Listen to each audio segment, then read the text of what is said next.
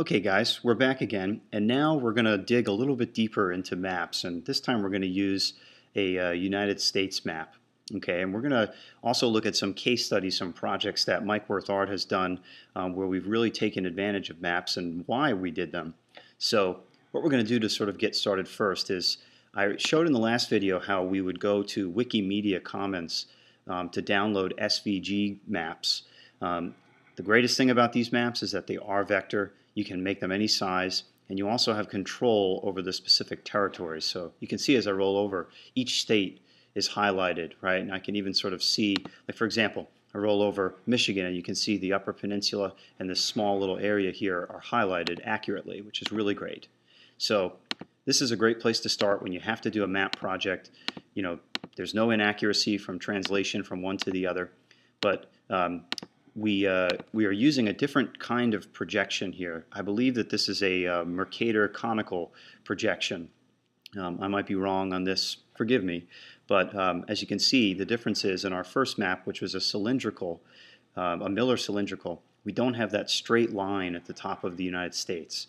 I think in this case, because we're showing just the U.S., we can do this. It's not as common, but it's okay that we can do this for our maps. In fact, this is the map that I like to use when I do create infographics for this. And as you notice on the bottom, we have Alaska and Hawaii sort of inside these shapes, identifying that they're inaccurately placed. Obviously, this would be Alaska and Hawaii would be in Mexico right now.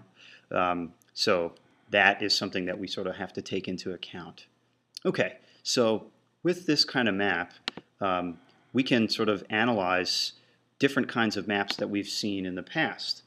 So, for example, the most famous type of map that we see is a United States election map. So if we were to pull one of those up here and look up, let's see here, yeah, let's look up the 2008 election map. Okay, I'm getting bombarded with ads here. Fantastic. Let's see if we can pull something up better here. All right, so here is the 2008 election map.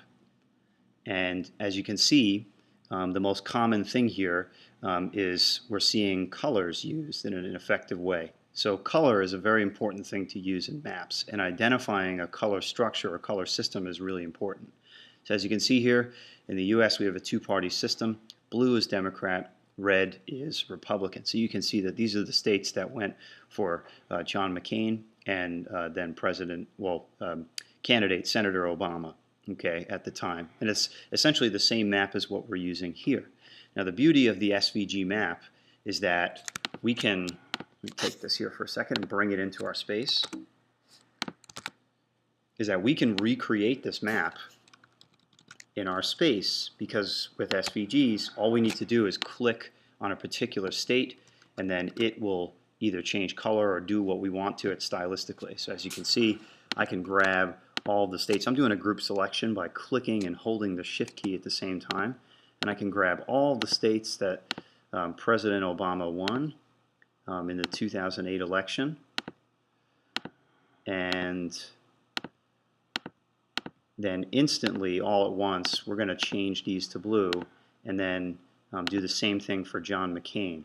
Okay, so it looks like the president took all of the Northeast, Massachusetts, Rhode Island. We're going to have to zoom in here tight to get some of these other places. Yes, he did in fact take Maryland and Delaware and New Jersey.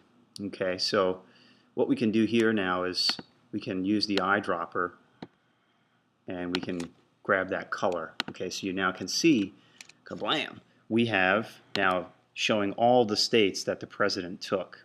Okay, now of course we are going to have to add state names because they're not here, and it's a good idea because you can't be too obvious in the infographic business. You'd hope that everybody would know which state is which, but not everybody does. So we just want to make sure that we have all that stuff included. And so that's an important thing. But here, let's now add all of the other states. All right, and I'm going to show you a nice little trick here. Instead of selecting all the states one at a time like I did for the first round, we're going to go up to where it says select. Well, first we're going to select Montana up here. Boom. Okay, and then we're going to go to select, and then same, and then fill color. Okay, so what this is going to do is this is going to select all of the gray states. Those are the remaining kinds of states. So we select all those up, and it looks like DC, I believe that DC went to the president. So we'll unselect that. And then all at once, boom, okay, we see our red states. And we'll make sure that we turn DC blue. Okay, so 2012 election is coming up soon in November, and there's going to be lots of mapping projects out there and all sorts of things going on. So this is a great example. If you're just looking to get started making maps, this is a great type of map to jump in. In fact, if you look at the sort of contemporary history of infographics, the 2008 election, I would say, is you could credit with really being the explosion point of infographics. Because all of a sudden, great mapping projects started coming out. Because people wanted to see the election. Not just study the numbers, but actually see what it was that was going on. And another great thing is, let me just get rid of that for a second. I'm going to add some borders here, okay? Another thing is, a lot of these SVG maps do come with extra extraneous things. Like, I don't always love those lines that show up at the bottom. I usually tend to delete them.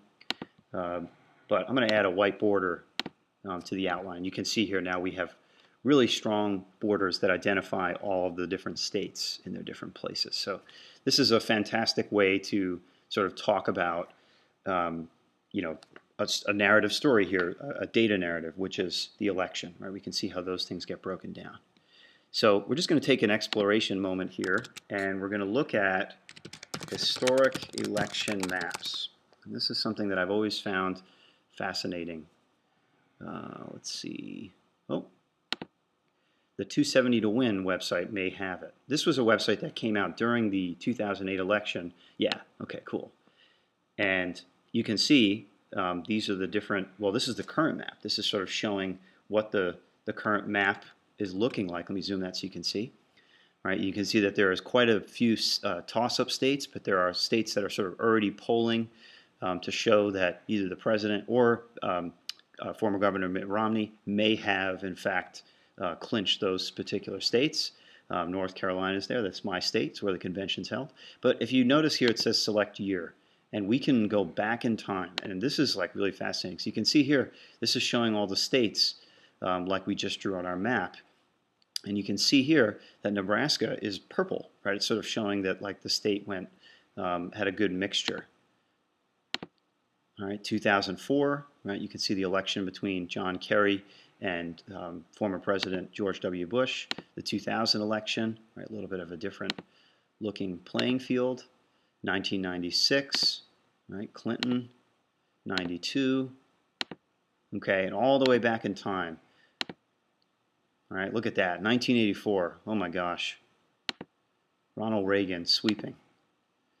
1980. All right, defeating Jimmy Carter. Okay, and you can really go back in time. And this is interesting as you get further and further back. Look, we can go all the way back. 1789.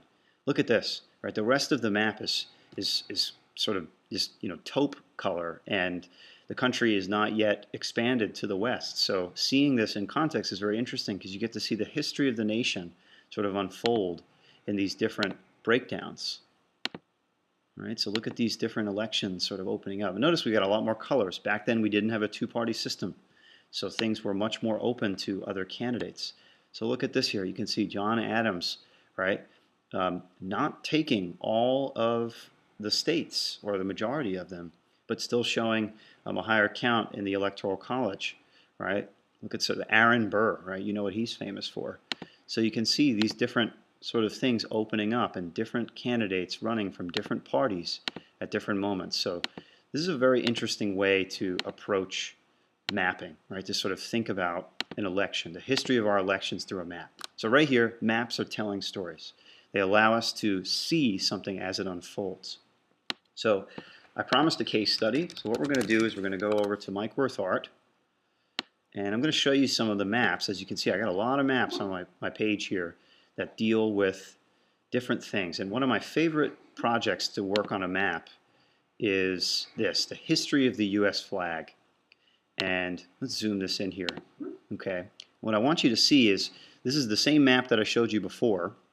And what I did was, obviously the purpose of this infographic is to tell the story of the United States from the perspective of the flag. Okay, so as you can see in the graphic, we start with the Grand Union, the continental colors, and we go all the way around, and we're showing each moment that the flag was officially changed.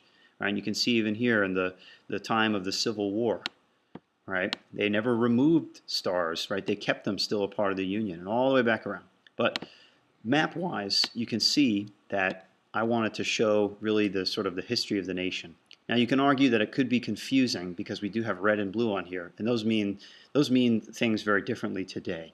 But I chose to use the red and blue spectrum, sort of going from way back when to now, right? And sort of the current history, with the last two states, Alaska and Hawaii, being added there. Now, this graphic may not change until some other territories decide to become a part of the United States, but that may never happen. But I wanted you guys to sort of see here, this is how, from looking at the 270 to Win project and other things historically, this is where I got that inspiration. I'm very inspired by the fact that we can see the nation unfold through the map, right? That we sort of went through this westerly migration, and how all these different states and territories unfolded and became a part of the nation. So let's just also back up here. I'm going to show you another, this is another thing that I did here that I thought was very interesting, is in the flag you can see that each stripe, of course we know, represents the colonies. So I actually typed in the colony names, and then I typed in the stars, right, as sort of how they became states in order, going from left to right. And top to bottom, right? Obviously with Delaware being the first state. If you've ever driven through Delaware or seen a license plate from Delaware, they claim always being the first state.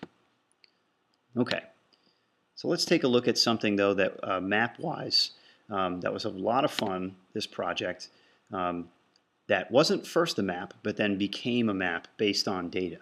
So this is the Best Beer in America map that I made with Rick Like from Like to Drink and Pints for Prostates. Back in 2008. It's when we published it, but we started it in 2007. And what this map is, it is a representation of data that we processed from the Great American Beer Fest. So the Great American Beer Fest has been going on since 1987. And you can see down here, another critical thing in maps is that we have a legend. Okay, so you can see the legend is listed down there on the bottom. Let me scroll that back up here so you can see it. There we go.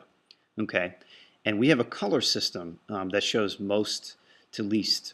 Okay, and what this is at the Great American Beer Fest, you bring your beer. If it wins a medal, then that's awesome. There's gold, silver, bronze, and taster's choice and all this great stuff. Tons of ways to win medals for your beer. But what we wanted to do was we wanted to see the information in a different way. Right? Obviously, we have on the side here, which is the obvious: top beers, top breweries. And that's one way to see the data.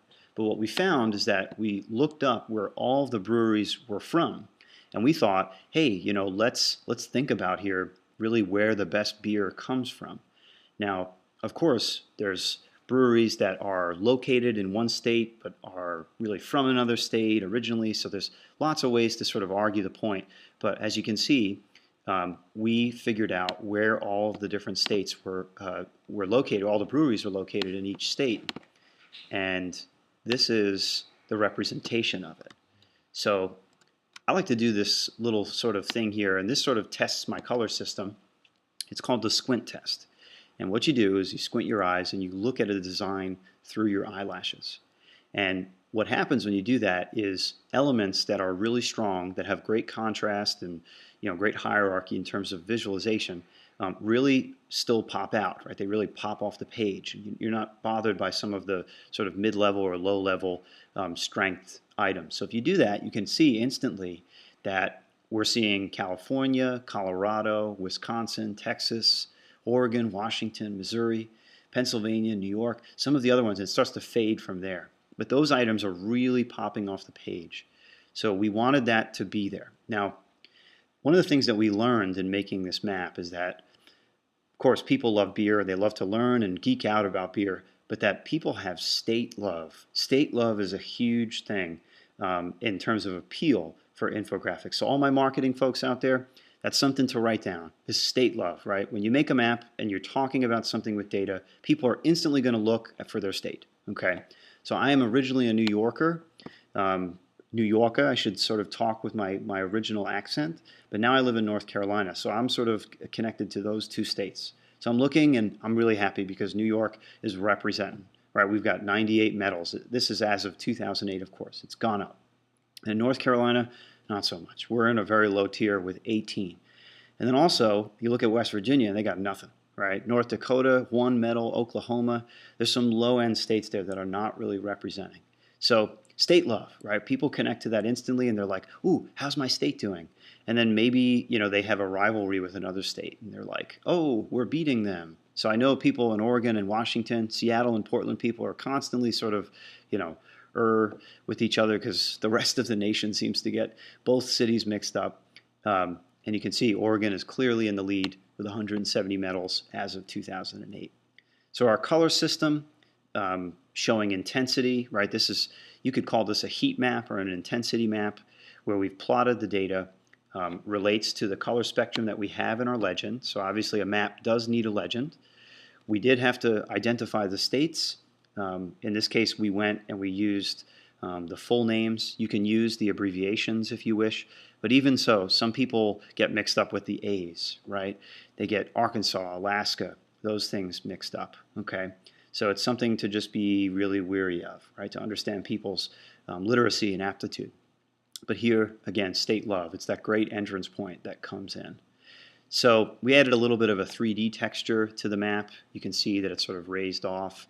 I did this sort of, outline effect so that it was, really clear, the graphic, and then we added this wood grain texture, obviously, to sort of look like a bar top to go along with the project. So this is a great example that's different than the election map, right? We're not dealing with Democrats and Republicans as identification, but we're dealing with a custom color system that shows intensity, okay? All right, one more case study. This was a fun map that we made, and this map deals specifically with cornbread. Yes, cornbread. So this was a map that I just recently did for Edible Charlotte, which is a magazine that just came out. Edible is a nationwide magazine, but we now have a branch of it here in Charlotte, North Carolina. And this was their inaugural issue, and they did a whole thing on cornbread. And if you live in the South or you live in the Northeast, cornbread is a huge thing. There may be other cornbread novelties around, but this was sort of part of our data set. Okay, so what this map does, it doesn't necessarily use color as a way to identify differentiations in states, but it's a plotted map. Okay, and what that means is we have plotted points, and we used a common a symbol here, which is the star. Now, stars are generally used to represent capitals, but in our case, we use them to represent special locations.